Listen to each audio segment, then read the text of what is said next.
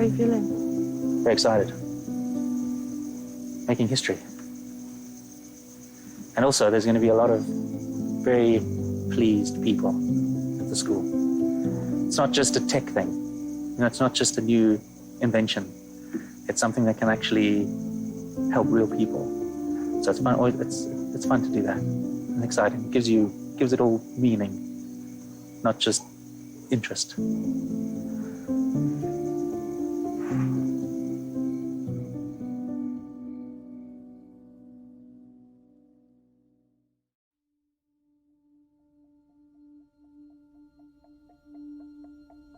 Living at the bottom of Africa can really make world affairs feel like things that just happen somewhere else. So in 2014, when I heard the word Bitcoin for the first time, I made it my mission to find out what is so wrong with the way things are that people are trying to change the financial system for everyone. The thing about storytelling, though, the story you expect is never the one you find. I reached out to friends to find out who knew about this thing called Bitcoin, and I was pointed in the direction of LBRY Gamarov. Within 4 minutes of receiving my email about being interviewed on Bitcoin, LBRY responded saying, yes, I do believe that this will impact our lives as much as the internet has done. So can you first explain to me what cryptocurrency is? All it is essentially is a mechanism for being able to transfer digital assets without there having to be a duplicate of that digital asset. I'll give you an example. If you have an MP3 or a digital photo, it's very easy to make a copy of that digital photo or MP3 and send it to multiple friends, or what this term is called double spend. In 2008, an anonymous developer or engineer or financial guru devised a way to create a digital currency which essentially solved that problem, where you could create a digital asset that could be transferred from one owner to another and couldn't be easily copied. 2011, I read a blog about an underground website that was using this new internet currency that was different from any other currency that had ever come before it. I immediately decided to try and play around with it and see where it would go, and acquired a number of them where they were worth very little. And then over the years, I've just seen the usage explode and people come around to the idea that this could very well be the next innovation that disrupts and upturns our lives and has a massive positive impact. There are thousands of cryptocurrencies out there, and they're quite diverse in terms of what their intentions are and what they were designed to do. So for me, the discussion begins with Bitcoin. It's the proto-cryptocurrency. It's the first one that mattered. When you first geek out about Bitcoin and blockchain and cryptocurrency, you tend to become very excited about the tech itself. And I think I made the mistake quite a few times early on of getting too technical when I'm just speaking to my mum or my wife or friends who just want to understand how it works. It's digital money. In 2016, we attended the Bitcoin and Blockchain Africa conference so we could hear people who get it explain it. There was a woman on stage from Botswana who educates people on both the potential and risks of Bitcoin. After she shared her personal story, I snuck over and slipped a piece of paper into her hand with the hastily scrawled words, "I'm making a documentary and I would love to interview you." Come, come, come. Welcome to my farm. This is a very small farm that I started in 2017 when the Bitcoin market went a bit up. I managed to buy the goats and I bought myself some chickens and I set up the farm and also managed to buy myself this car. That is why it has got all these Bitcoin stickers. You can come and check out my goats. They're like way cool. The other ones are not yet here. I think they're still in the bush. The humble beginnings. I'm hoping in the future I'll have like much wider farm as I continue in my journey of Bitcoin. So this is a Bitcoin farm. But instead of mining Bitcoin, I'm mining goats. The piece of land, I got it in 2011. So from 2011 until 2017, there was nothing happening. I couldn't, clean it up. I couldn't because I didn't have money. Some of my goats are coming. It's one of my passions beside teaching people about Bitcoin. My husband is the one who's always like coming here most of the time because as for me, I'm always like busy. doing my education and doing my Satoshi Center and sometimes touring. People have flooded Africa with a lot of scams, and a lot of our people are falling into those scams. So I'm not basically only focused on Botswana, where my education is needed, I go. The whole idea of the farm is so that you can be able to sustain myself. I'm just educating people without making any profit out of it. For me, education is very important, even though I get stressed when my life is not working according to plan, and my vision for Satoshi Center is not like really accomplished, I'll say. But I'm always grateful for the Bitcoin community because they are really a super amazing family. Everyone in the Bitcoin space is amazing. The original document that outlined the vision to reinvent the world of finance and technology was released in 2008 against the backdrop of the financial crisis. In order to understand all of that, the most obvious place to start was money. What is money? Where did it come from? And why isn't the way it works working for us anymore? One of the first things we figured out to do that really distinguished us from the other animals on this planet was invent language and a way of communicating with each other that could convey very complicated ideas. We could have armies of hundreds or thousands of individuals where other great apes would only be able to organize in clusters of up to about 100 individuals. So that gave us an edge. Language was extremely powerful as an organizing mechanism. But the thing we needed next was a way of making our trust in each other portable. We used seashells. Baboon bones were a popular form of currency in Africa. But money is and always has been a form of an IOU note. I could give you something and you could trust that that thing had value because society believed it did. Things like dollars and rands. We call those fiat currencies, and fiat is a Latin word that means let it be done. It basically means that they have value because governments say they do. Governments tell us that you will use this money, you will accept it as repayment of debt, and you will pay your taxes in this currency. So it really is just because we say so. There was a period where fiat currencies were backed by the gold standard, and now really money is just backed by a government's ability to enforce taxation within its borders. Governments or their central banking authorities can print as much money as they want to. The decision to print money is something that lies with a few individuals. It's open to flawed decision making, and really it's fair to say that fiat money isn't backed by anything. For a time, Bitcoin felt like a lot of talk and very little action. But Larian was taking Bitcoin out of academia, out of the future, and creating a real-world use for it in 2015. Something tangible for the world to see. If you consume electricity, you're going to have a meter installed at your property. There's two modes that meter can be in, either postpaid or prepaid. Postpaid is where you just consume the utility, and at the end of the month, somebody will come and read your meter and then send you a bill, and then you pay. You're consuming first, and then you're paying. Now, prepaid meters are trying to solve the problem where people are consuming and then not paying, which is a problem we have. And it's showing itself in our energy provider, Eskom, where they say they don't have money to maintain their power stations because they can't recover from the municipalities. The municipalities can't recover because nobody wants to pay for the utility if they've already consumed it. So they're trying to close that gap by switching all their customers onto prepaid, so they can't consume unless they've paid. But it then introduces another problem from the consumer's point of view. At least 80% of Africans are unbanked. If they want to make a payment, they have to use cash. Obviously now the costs are increased because the vendor has costs and there's traveling costs, security costs. So although prepaid systems will solve the recovery from the utilities point of view, it doesn't solve anything from the consumer's point of view. Bitcoin is a payment system, which is an electronic payment system that is outside of the banking system. Anybody who has an app on their mobile phone, doesn't even have to be a smartphone, they can easily become part of the Bitcoin economy and have access to electronic payments.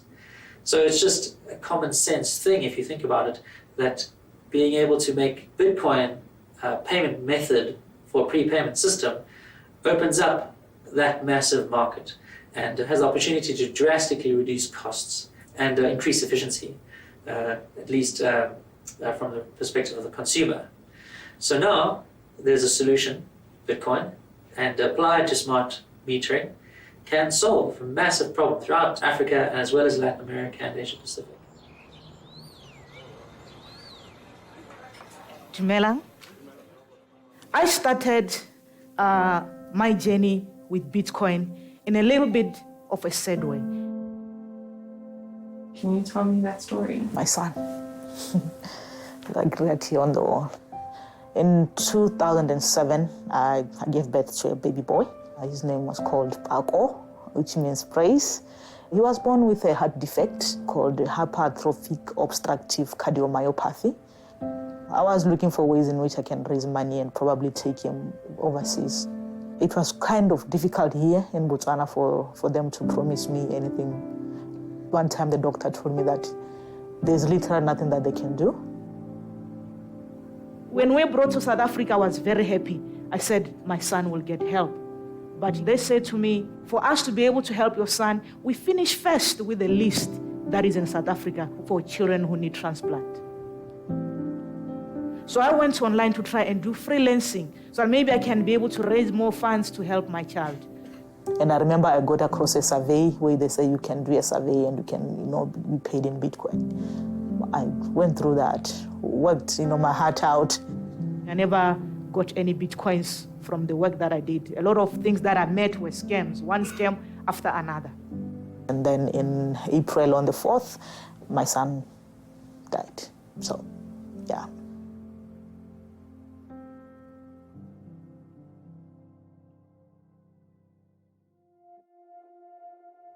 First time I heard about Bitcoin was to raise money for my son. So when he died, I felt like I have lost the purpose for why I should work online. So I just stopped. Something was just nagging me in my head, like, you need to go back to that Bitcoin thing and look at it and see if it can be of any worth. The more I read, the more I get learned. I decided, let me take another step further. It's no longer about my son. Now it's about changing my country. It's about changing the people. I will group together people and I will teach them about Bitcoin. So 2013, I did my first meetup. But before the meetup, I did a video which I put on YouTube. I did an old t-shirt with my Bitcoin address and I was like, I want to work for this company. Even by then, I don't even understand what Bitcoin was. Like for me, it was more like a company. Then 2014, my group was growing. And I kept on educating people about Bitcoin from that moment onwards. So why can we trust that crypto is worth something? Bitcoin, as a primary example, has a finite supply, which makes it a deflationary currency. It actually, in very real terms, is scarcer than gold. There's no central authority that can decide to raise interest rates or to print more money as a part of quantitative easing. The Bitcoin network runs itself. Once the network was set in motion, that system runs by consensus. Can you tell me about Tosizo? Sure. Imagine a poor school in Africa. They have a Bitcoin meter. Anybody from anywhere in the world could pay for a week or month's worth of electricity directly without having to go through that organization. And I actually thought, instead of just talking about something, why don't I go and do it? What does Tosizo mean? Tosizo is a Zulu word that means help. The whole point of this project is to kind of relieve the burden of the electricity. I mean, obviously there's a lot more things to be paid for in the school, and these schools have small budgets. If they can have that burden lifted a little, where they don't have to actually pay for the utilities, then they can then spend what little they have on other things. One of the struggles that we've had is trying to get a metering company to agree to the project. A lot of these metering companies make a lot of money on the vending solutions they supply, taking fees, from the Fiat transactions. Now, having a blockchain-based system means that the funds go directly through to the meter. And so the metering companies that we've been dealing with weren't willing to go along with the project. So it was quite an uphill struggle. But luckily, we have found some enlightened partners. We've got about 2 bars out of the 3. So I think communication should be fine. But we also have an antenna. So what we can do is perhaps bring an antenna through here just to boost the signal. So once we get the donation going through and the meter can pick up the payment on the blockchain, the next step is for the actual meter to switch on. And then we should see the school light up. mean, it'll be hard to see now, but at least we'll see something happen. And then on Monday night, when it's all pitch dark, I think it'll be quite spectacular when everything goes on. That's the theory. Very exciting. The blockchain is the operating system that it runs on. So you can see it as your Windows or your Linux or Mac OS X. The software layer is the blockchain, and Bitcoin is an app that runs on top of the blockchain. Blockchain is the magic behind the money, but really it's just a decentralized database stored on a very large network of computers all over the world. It is the technology that underpins Bitcoin and other cryptocurrencies, but it's not just for monetary transactions. You can use it to store data like patents or wills, or to exchange anything of value such as products, property, services, and even votes. The authenticity of the exchange of value or transactions is verified by the community as a whole rather than by a single entity, removing the risk of a single point of failure in the system. Each transaction is recorded on a public, distributed ledger that can be viewed by anyone in the world. The blockchain is a decentralized system. And the strength of the blockchain is that everybody is checking everybody else. No single institution is in charge of this information. Now that differs from the current financial system that we actually do have all over the world. In the case of South Africa, in the center of our financial system is the South African Reserve Bank. And the Reserve Bank checks all the other banks, and all the other banks check us. And that's the difference between a decentralized system, the blockchain, for example, and a centralized system.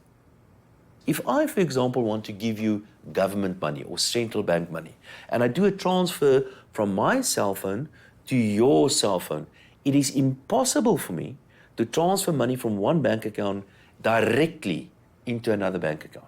We think that is what happens, but what really happens is that I send a message to my bank, which will send a message to the central bank, which will send a message to your bank to make a deposit into your bank account.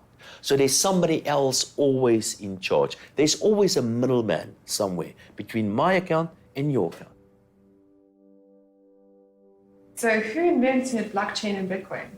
The creator of Bitcoin, the cryptocurrency and the technology, is Satoshi Nakamoto. People think it's a group of people, or it could be an individual. He's a complete mystery. No one knows who he is. People have their suspicions. I have my suspicions as well. Several people have come out to claim that they are Satoshi Nakamoto. I think it's quite nice that it's a mystery. I like the fact that I don't know who it is, and I think we would be disappointed if we found out who it was. So why did you name your dog Satoshi? Bitcoin and cryptocurrency and blockchain technology has taken over my life. I love Bitcoin, I really do, and I like what it stands for. And the name suits him completely. I'll organize small talks and I'll go around. I've been in Gaborone and I went to Francistown to go and teach people about Bitcoin. I met students who are into IT. We talked blockchain and all that, and I began to tell them about the possibility of changing the way things are in our country, the way things are in the world. I was inspired by Satoshi Nakamoto, liberating the people from what was happening during the financial crisis, coming up with something that will really help people. The Satoshi Center's vision was to create a community lab where people can come and learn about Bitcoin and also be able to be very creative. Somebody came up with this idea of making it possible to trust the record of ownership of money without trusting any individual in the ecosystem that makes things work together. And that is such a clever invention that we have to make it work and make it valuable in the way we apply it to society. If you compare it to the traditional financial system, I don't think any of us really get excited about going to our bank or excited about logging on to a banking system. One of the disadvantages of cryptocurrency is the complexity still, that we're working with a very rough technical thing where you need to understand things like the transaction fees and things like that. But to be fair, if you compare it to the traditional financial system, that's not really clear as crystal either. It's really very difficult to understand how banking fees are going to apply to you, what's it going to cost to transfer 10,000 rands to a US bank account. Things like that are also very very complex. What we're going to basically do is an auction. The item in question is this over here, which is a 100 Rand note. We're going to be bidding for this 100 Rand note. It's a standard auction. Whoever wins the auction gets the 100 Rand note. Slight switch, though, on the traditional auction model is that the person who comes second has to pay whatever their bid was, but they don't get the note. So I'm going to open it up at 10 Rand. Would anybody pay me 10 Rand for a 100 Rand note? Who's first? 10 Rand. We've got 10 Rand in the back. 180 Rand going once. 180 Rand going twice. Sold for 180 Rand. You can come and settle afterwards. And the person who came second used to settle with me as well. It's not that central financial authorities were a bad idea. It gave us a way of scaling up to what now is the global financial system. It gave us a way of trading with each other. You could travel to the other side of the world and you could start to trade with people there. And that was fantastic. But where it has failed us, for example, is where human greed has been able to manipulate the system, to put it quite bluntly. That's the second highest price I've ever gotten for a 100 Rand note. It's a great game for me, because I essentially now have made 310 Rand and parted with 100 Rand, right? The game, of course, is rigged. It's designed so that I'm going to win. And it has to do with the irrational mindset people have around money. We all remember what happened with the financial crisis in 2009. In that situation, we were reminded again that banks can fail. We have a fractional reserve banking system in most countries where banks don't actually have to have all of the money that they're storing on behalf of their customers. They only need to keep enough of that money around that they can satisfy all of the withdrawals requested in any given period. When a bank gives you a loan to buy a house, for example, they don't have to have that money either. That's basically money they can make out of thin air. But when you have a run on the bank, when there's a crisis and everybody tries to pull their money out of the banking system at the same time, banks don't have that money, and that causes them to collapse. Governments then stand as what we call a lender of last resort. So governments say, if the bank doesn't have enough money to sort out all of its customers, we'll step in and we'll lend them the money to do that. But of course, that money needs to come from somewhere too. And so what happened in 2009 was you had banks which didn't have enough money to pay all of the people trying to withdraw their money. The US government didn't have enough money to act as a lender of last resort. And so the US taxpayer effectively had to bail out a bank with a tax-free, non-reversible loan that never had to be paid back to the taxpayer. Now, it doesn't really matter how you present that story. It doesn't strike me as fair. Every country's economy is intertwined with every other country's economy. Imports, exports, investments, and the world reserve currency meant that the financial crisis in America became the global financial crisis. The saying before 2008 was that the banks were too big to fail, but the bigger they are, the harder they fall. Over a decade later, there are now banks that are even bigger than the too big to fail banks of the financial crisis years. Hi, my name is Big Mashobo, and I have a question for the chief economist. So I'm an economics student, right? And I'm not sure if you've noticed, but a lot of people in the Bitcoin space, they know more about economics than most PhD students in universities, actually. This is because in university, we're not particularly exposed to different other schools of economic thought, like the Austrian School of Economics, for example. And if we're not exposed to certain things, then we won't question certain things. For example, like money. In school, we're not particularly taught what money truly is. What is your opinion of Bitcoin being used as a way to escape this economy that exists right now? You're absolutely right that in our universities, we should teach other schools of thought as well. And a very important school of thought is the school of thought of real freedom. And I've got a suspicion this new technology will really put the power in the hands of the individuals and allow us to experience that real freedom, and not to enslave us the way that politicians have been enslaving us for the last couple of hundred of years. This is a real freedom, but not only is it a real freedom, it's very, very dangerous, and with that goes a huge responsibility as well. 21-year-olds don't normally go to events like we did the other day. Yeah. That's not a normal 21-year-old thing to do. Usually like clouds and stuff, right? Yeah. First time I heard about Bitcoin was from a movie called Dope. This movie didn't cover Bitcoin like in a positive light. And then I heard it again, and I was like, maybe let me look at it and do a little bit more research. And that's where I fell down the rabbit hole, as the saying says. My economics teacher was heavily into gold. So he was explaining central banking, right, and fractional reserve banking. And inside I was like, whoa, this seems a little bit shady. He explained that we actually don't need the system. In a normal economy, things are supposed to get cheaper over time, not expensive over time. And the common thing that I'm hearing on the news or YouTube is that, no, we need inflation so that there's economic growth. I did a little bit more digging in, and then that's when I found Mises. They follow the Austrian school of economics, right? And then they explained that, no, we actually don't need inflation for economic growth. And in fact, that whole statement is a whole contradiction in itself. When you define economic growth, it's the increase in production, right? And the increase in production causes prices to decrease. An example of this would be technology. When the first phone came out, it was quite expensive, and then eventually there was a lot of people contributing to different designs, basically providing alternatives to smartphones, and then the prices of smartphones decreased over time. That also could apply to the economy as a whole. And now I know that this person, what he's saying on TV, it's utter nonsense. And then what can I do about it? It's buy Bitcoin, bro. Using this greedy algorithm, I can make a lot of money. And actually, the only way you could have won that game was to not play it. The problem is, when you have money on the table, human beings start acting in a very curious way. But I want to use this auction as an example of our banking system, and in fact, the financial system that runs the world today. Because it is rigged. There are rules that have been put in place that mean that you will lose every time you play.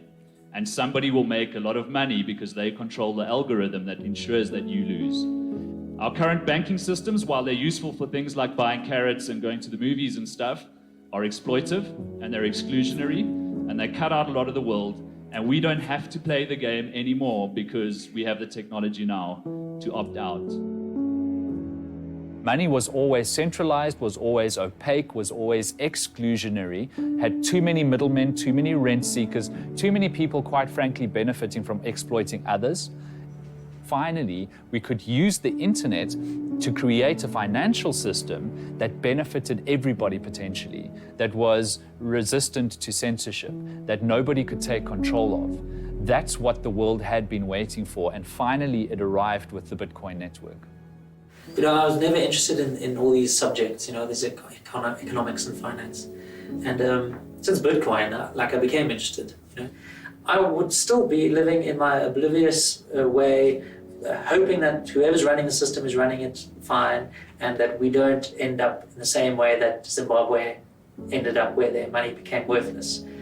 It's not so much about not having a long-term view, it's just about being educated on this, and the majority of people aren't educated on this. Can I just go on and say something else that I think is important? Absolutely. Okay. If we use a blockchain system, the power is actually where I believe it should be, and that's in the hands of the individuals. We do not need the permission to transfer money between my account and your account. And that, of course, also opens the possibility for things like, for example, fraud and tax evasion and all sort of illegal things. And the responsibility is also in the hands of the individuals, the way I believe it should be. Why?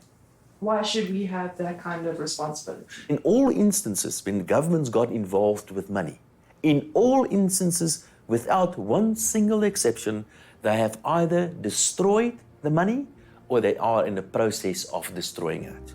So don't think that a politician or a central bank is in a position that you can always trust him. It's just another individual, just another human. And they always make mistakes, and it's inevitable. But ideologically, I also believe that I should have the right to decide for myself whether I want to lend you money, whether I want to borrow money. It's not up to some politician or some other institution to tell me what I can and what I can't do. That's my business. There exists a definite two-camp divide over whether Bitcoin should be used to facilitate liberty and self-sovereignty, or if it should be regulated to protect users. Can you give me an example of some of these crazy schemes that people are coming up with using crypto? There's so many. I remember, but mostly they're coming from South Africa. So in the very beginning, I remember they used to like call me and try to recruit me. They say like, you have got a network of people who can make a lot of money. I'm like, I'd rather be poor than to join something that at the end of the day, I'll hurt my own people. There's always a joining thing. It's like a pyramid scheme. The lady came to our office. She was like really heartbroken because she has put a lot of money into a scheme and then it disappeared. You know, people actually put their children's school fees. What I know is once you start having an influx of people calling and say they want Bitcoin, know that there's a scheme coming up. So they are good in the sense maybe they make Bitcoin to be used a lot, but at the same time, they are really bad. The bad surpasses the good. One of the biggest challenges to explaining Bitcoin is to somebody who comes already with a pre-knowledge of what Bitcoin is, and then they come to you and say like, how much do I join? How would I make money very quick? You try to convince the person that it's not about joining. It's like a revolution. It's like a new technology arising altogether. It's about you understanding. They're like, no, but it's not that. The pros for me is liberation, freedom, the ability to be able to control your own money, or the ability to send any amount of crypto or carry it. Imagine if you were to carry a chunk of gold, you want to pass through the border or whatever, you can't. So that's the beauty of Bitcoin. The negativity is people using it wrongly, making our people poor. Also lack of regulations and stuff. If you can have maybe some sort of regulatory framework, it will also help protect us. I know you cannot control it because of the way it was created, but just regulations, it can help a little bit. Since Bitcoin's early days, it's been shrouded in mystery and controversy. From the bankruptcy of Mt. Gox, one of the early exchanges, to the infamy caused by the dark web Silk Road marketplace that accepted Bitcoin for nefarious goods and services. While Silk Road became one of the first use cases for Bitcoin, it also perhaps put the mainstream adoption of cryptocurrencies years behind where it might have been otherwise. It was run by Dread Pirate Roberts or Ross Ulbricht.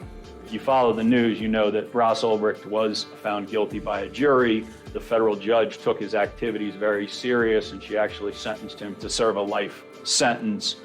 They counted at least 6 individuals who had purchased narcotics off of Silk Road and died as a result.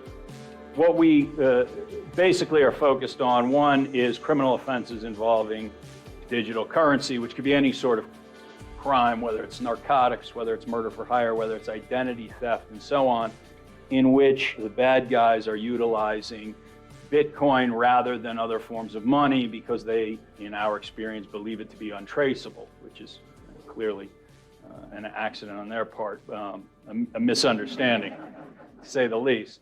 But we also deal with the regulation of exchanges and money. Okay. Very nice. Don't touch. Don't touch. No, yeah. But be careful. Every single transaction that occurs in the Bitcoin network is recorded in something called the blockchain, a public ledger of every transaction that's made. The only problem is that even though you can see every single transaction and you can see the addresses, which are like the account numbers of the people that are holding those Bitcoins, you don't actually know who those addresses belong to. So the correct term isn't anonymous, it's pseudonymous. Cash is truly anonymous. If you have a suitcase of cash and you go and spend it, there's no way that that transaction is recorded.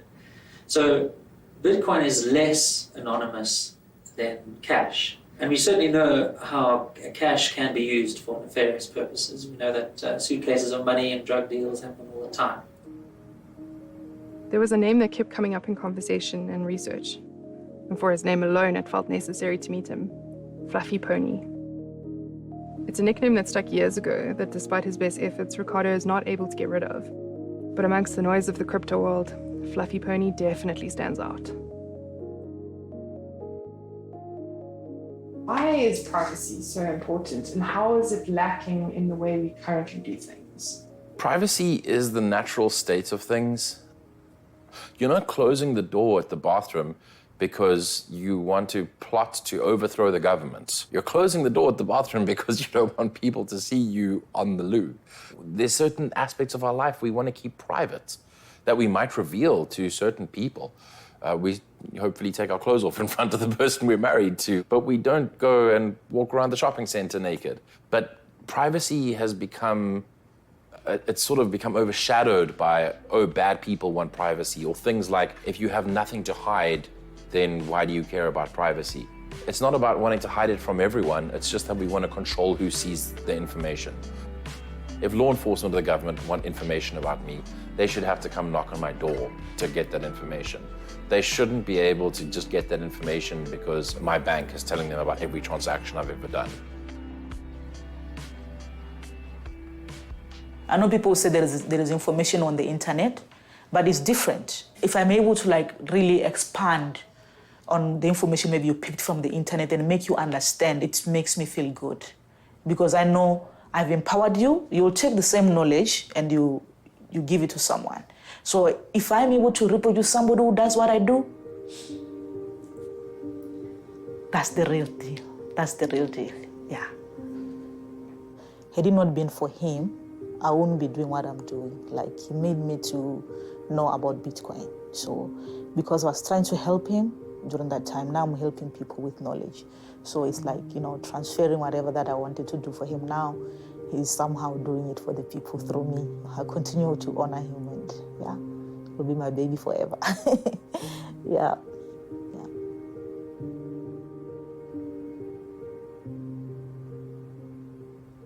When I got introduced to Bitcoin, it's like, okay, let me save. Each month I save. I'm thinking more about the future, what's going to happen in the future, and I orientate my actions today that will impact the future. I mean, that's the reason why I'm studying, right? I'm like seeing like some interesting stuff in the space of crypto. I'm not saying I'm against banking. I'm just against fractional reserve banking. So I orientate my actions towards that, the new financial system. I would be a lot more stressed if I didn't have Bitcoin, honestly. Why? Let's say, for example, if we have the central bank government decides like, yo, I'm going to print like 2 trillion rands into the economy. The consequences of that would be hyperinflation. I can't remember who said this, but it says that Bitcoin is not about getting your money out of your country. It's about getting your country out of your money. Essentially, it's like protecting your savings, protecting your store of value. That's why I'm into Bitcoin. I think the financial crisis started a discussion that Bitcoin then accelerated around why the financial system works the way it does and whether or not it should work that way. How can we make it more transparent? How can we make it more fair? How can we improve the world of money for everybody? But it was a very difficult discussion to have with people in the early days of Bitcoin. You know, I was writing for FinWeek magazine at the time, and I did a story on Bitcoin in 2011, and some of my colleagues literally laughed at me. They were like, this is the dumbest thing we've ever heard of. It's a bubble. It'll never be worth more than $9. At its height, it was worth $20,000, and it's going to be worth a lot more than that one day. And every time we see this cycle, we have people laughing, it's not going to last, it's overinflated. And every time they're right for a very short period of time, and then every time they are proven ultimately wrong in the medium term. I believe that one day it's something that you won't have to understand. It just makes your life better. Very few people can tell you exactly how their smartphone works. It doesn't matter because the narrative has become about why it's good for them. What does it enable in their lives? Well, I can speak to my grandchildren. I can stay up to date with the news. I can take pictures of my family. Those are the things that matter. You know, how the processor works and all of the software that makes it possible. Nobody really needs to understand the bits and pieces.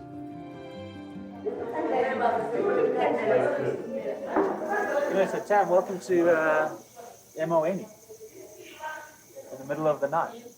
At 2 o'clock in the morning, I followed Lorian out to Soweto to witness history being made with a live demonstration of his Bitcoin prepaid meter. Lorian would be Skyping through to a conference on the other side of the world at MIT in Boston, where his friend Ed would be making a Bitcoin payment straight to the meter. So what I'm going to do is I'm actually going to be ready. Okay, so let's get this whole thing started. They're going to be calling right now. In about 2 minutes. Okay. And then I'm going to come to that classroom. Shame they've been here for 2 hours. 3 hours. They got you at 12.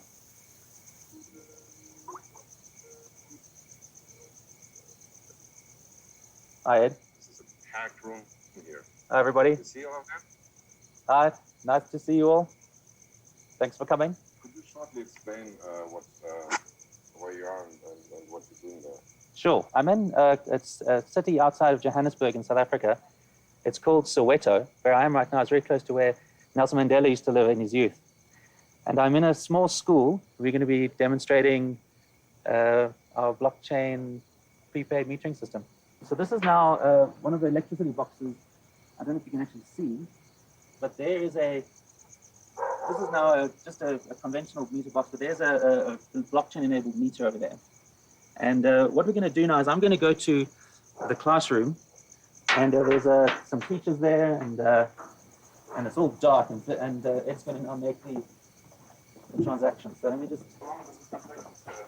The transaction takes it should take about 30 seconds. All right. Perfect. Okay, well now we wait, I guess. And we hope it works. So anyway, now what's happening is it's now going through the blockchain. The meter is going to detect the payment. It's going to calculate the tariff and then load the required amount of electricity onto the meter. There's nothing on it at the moment. That's why we're in the dark. And hopefully in a few seconds, the meter should be activated. I'm now just sitting in one of the classrooms here, so you're going to see the staff. Okay, you ready? This should be a few, about 30 seconds. 41 seconds. Okay.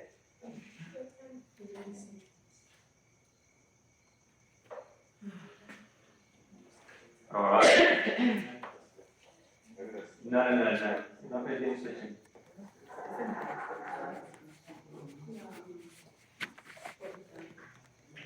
Now this is usually what happens, in the live demo.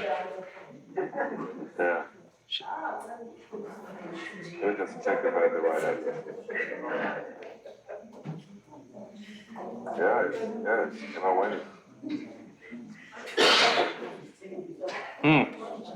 Oh, there we go.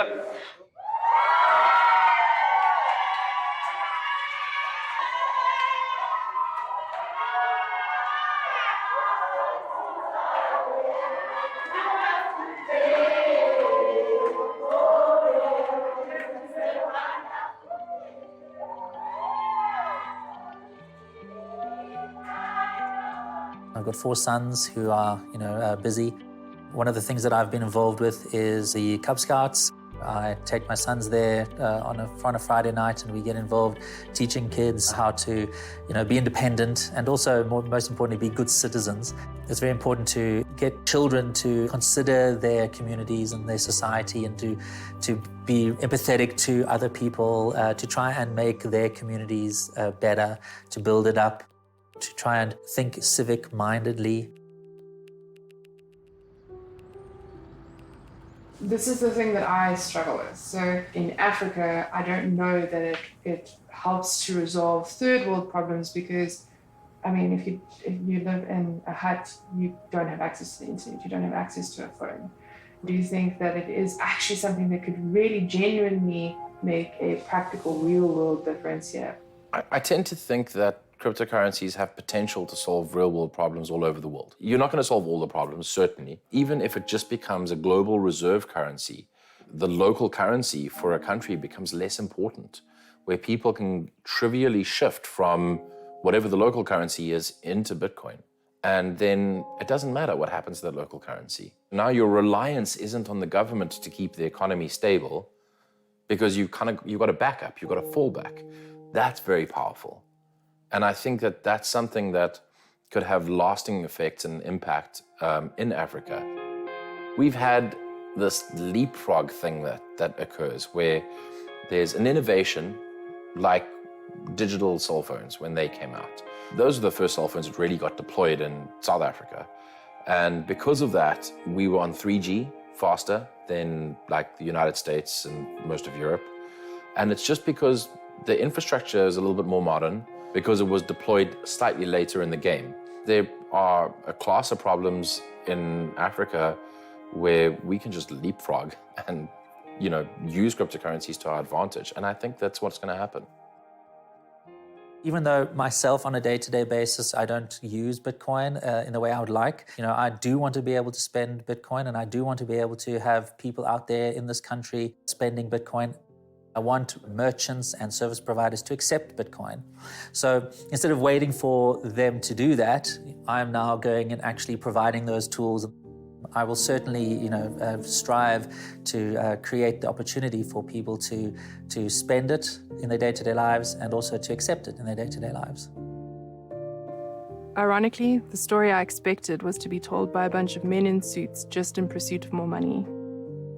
I expected to find bandits and terrorists and everyday Joes organizing dark deeds in dark places.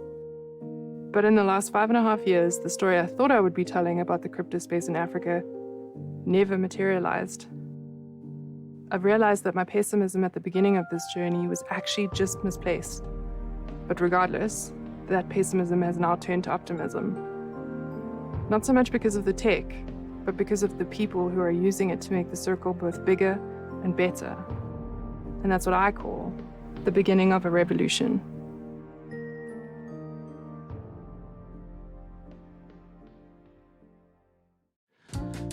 Just off the top of my head.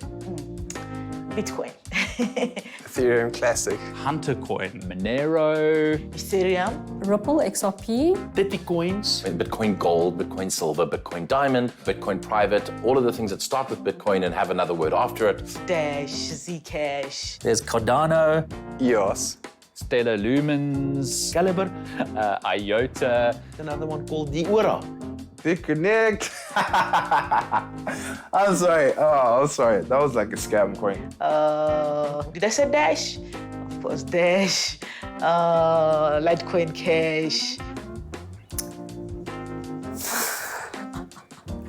I'm just at a blank. Now they're escaping me, these coins. As many as I can. There's, there's so many, but it's hard to think of them. Ubu, BNB, Privex. That should be a lot easier.